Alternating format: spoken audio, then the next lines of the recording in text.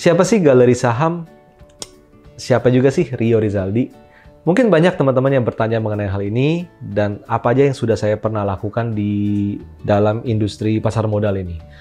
Well, di video ini saya akan coba share mengenai apa aja yang sudah pernah kita lalui, apa yang sudah kita lakukan, dan harapannya adalah bisa membantu teman-teman semuanya untuk mendapatkan hasil yang lebih baik di pasar modal, baik untuk investasi maupun untuk transaksi saham.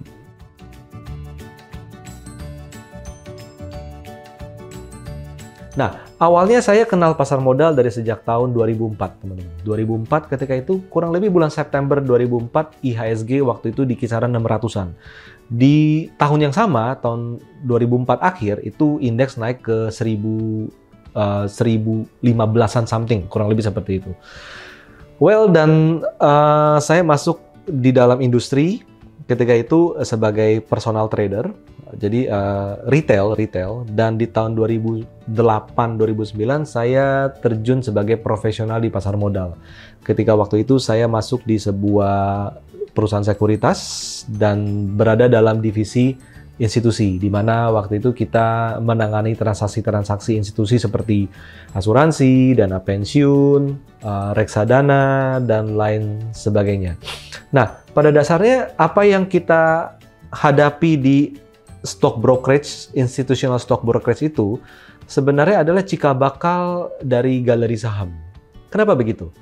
Well, saya melihat di sini bahwa banyak sekali tanggung jawab besar sebenarnya. Jadi tanggung jawab besar dalam mengelola dana, dalam bertransaksi saham itu dari pengalaman saya di sekuritas. Contohnya, sebuah dana pensiun dalam melakukan transaksi pembelian ataupun penjualan sebuah saham, menentukan saham mana yang untuk layak diinvest dalam 3-5 tahun ke depan. Sebenarnya itu berkaitan dengan apa? Itu berkaitan juga dengan para anggota dana pensiun tersebut. Kalau mereka sampai salah mengambil keputusan, bisa jadi para pensiunan nggak bisa pensiun loh di sana.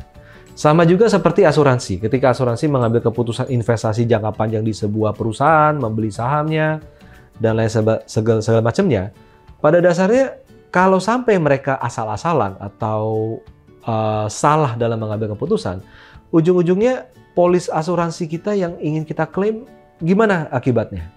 Nah, jadi value-value itu teman-teman, value-value yang berhubungan dengan orang banyak, berhubungan dengan masyarakat, itu yang menjadi standar kualitas di galeri saham. Bahwa kita di dalam galeri saham, kita selalu menekankan mengenai transparansi, bahwa semua analisa yang kita buat, yang kita sampaikan, advice yang kita berikan, itu transparan. Anda bisa tahu dengan jelas metodologinya seperti apa, reasoningnya seperti apa, dan yang kedua adalah track record, bahwa kita membangun track record dari sejak tahun 2010 di galeri saham, bahwa apa yang kita berikan analisanya, rekomendasinya itu tercatat dalam sebuah kinerja. Jadi teman-teman bisa lihat bahwa ada performance index, baik itu untuk swing trading ataupun trend following di dalam galeri saham. Karena itulah yang menjadi tanggung jawab kita, bahwa kita nggak hanya sekedar ngomongin beli saham apa, jual saham apa gitu, nggak seperti itu. Kita lebih menekankan bahwa apa yang kita sampaikan kepada teman-teman, itu kita hitung kinerjanya itu seperti apa. Dan yang terakhir adalah kita percaya bahwa ekosistem di pasar modal ini perlu dipupuk dan dibina menjadi lebih positif lagi, sehingga yang pertama, para pelaku semakin banyak, yang kedua, yang profit semakin banyak. Jadi jangan sampai yang masuk ke pasar modal itu semakin banyak, tapi malah semuanya rugi. Kan jangan seperti itu. Karena capital market dream itu adalah apa sih? Bisa tumbuh bersama-sama dengan perusahaan yang sahamnya kita miliki. Jadi kurang lebih seperti itu, dan akhirnya di galeri saham kita memberikan layanan-layanan yang berstandar institusi, di mana berbeda dengan pihak-pihak lain. Contohnya, kita ini netral, tidak terafiliasi dengan perusahaan di capital market manapun, bahwa apa yang kita sampaikan, analisa yang kita berikan, itu sifatnya adalah independen. Tidak ada pengaruh dari faktor A, faktor B, dan faktor C, atau apapun itu. Nggak ada istilah titipan sponsor, itu kita nggak ada.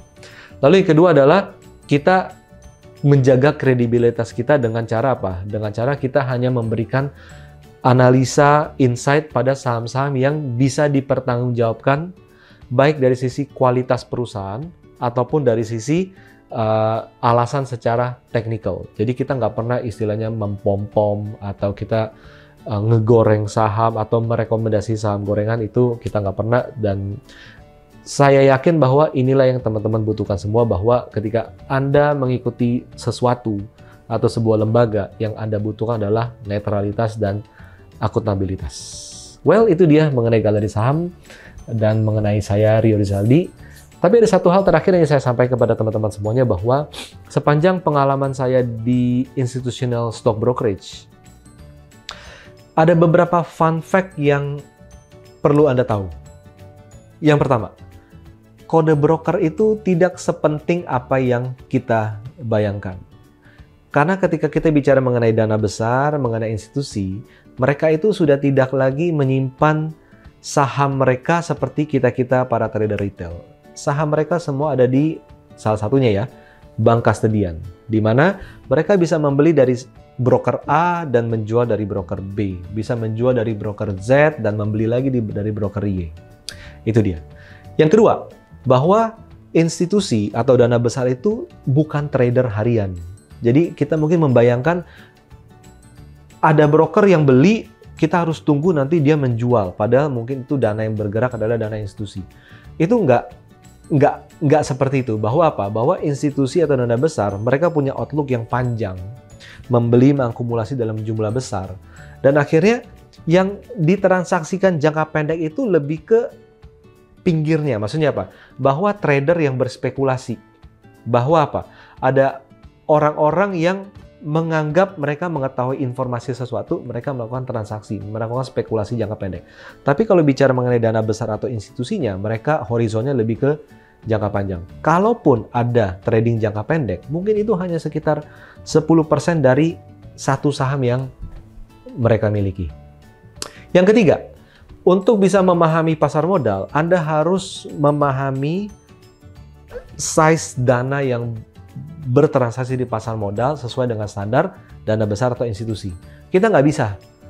Kita trading sekali beli saham 50 juta, sekali beli saham 500 juta. Dan kita membayangkan bahwa, oh di perusahaan ini, saham ini, di bid offer ini, yang trading itu ya uangnya selevel-level kita. Nggak bisa. Kita pakai uang 500 juta beli saham atau 50 juta beli saham, dan kita membayangkan, ya kalau orang yang uangnya besar 10 kali dari kita lah, 500 juta jadi 5 miliar. Kita bayangin ada orang 5 miliar membeli saham tersebut. Atau yang kalau kita sekali beli saham 50 juta, kita membayangkan, ya orang yang dana besar tuh sekali beli saham 500 juta. No. Yang kita harus bayangkan di sini adalah untuk membayangkan framework dari pasar modal, kita harus membayangkan minimal satu pihak membeli satu saham, satu kode saham. Bayangkan minimal itu adalah 100 miliar, teman-teman. Jadi kalau ada 3 pihak besar, ada 3 institusi, Anda harus bayangkan itu 3 kali 100 miliar.